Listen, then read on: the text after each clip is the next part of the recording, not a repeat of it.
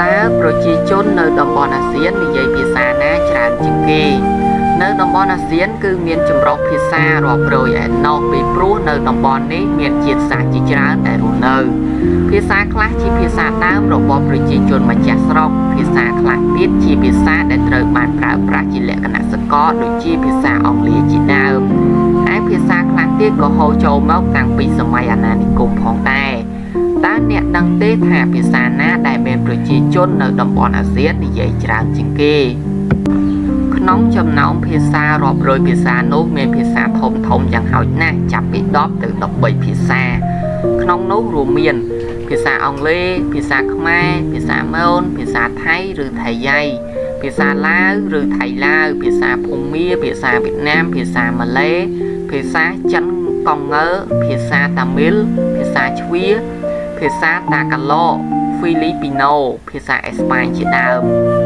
ក្នុងចំណោមភាសាទាំង13ខាងលើនេះភាសាម៉ាឡេគឺជាភាសាដែលប្រជាជននៅតំបន់អាស៊ាននិយមនិយាយច្រើនជាងគេបំផុតភាសាម៉ាឡេនេះដែលត្រូវបានកំណត់ជាលក្ខណៈស្រដៀងគ្នាពីរម៉ែត្រគឺបាហាសាម៉ាឡាយូនិងបាហាសាឥណ្ឌូនេស៊ីដែលឃើញមានប្រើប្រាស់នៅក្នុងប្រទេសម៉ាឡេស៊ីឥណ្ឌូនេស៊ីសិង្ហបុរីនិងភាគខាងត្បូងនៃប្រទេសថៃដែលជាប់ជាមួយប្រទេសម៉ាឡេស៊ីផងដែរដូចជានៅខេត្តយ៉ាឡាខេត្តណារ៉ាធីវ៉ាត់ខេត្តសង្ខឡានិងខេត្តបាត់តានីអាស៊ានបានជ្រើសរើសភាសាអង់គ្លេសជាភាសាផ្លូវការសម្រាប់ទំនាក់ទំនងការទូតនិងទំនាក់ទំនងការងារ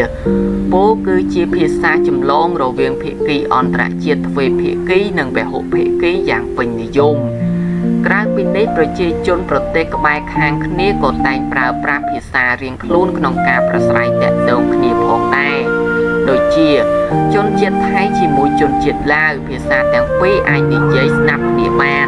ជនជាតិថៃជាមួយជនជាតិខ្មែរជាដើមពិសេសលើសពីនេះគេក៏បានចាត់ទុកភាសាខ្មែរម៉ូនគឺជាភាសាដើមដំបូងគេបង្អស់នៅតំបន់អាស៊ីអាគ្នេយ៍និងឥណ្ឌាខាងកើតផងដែរ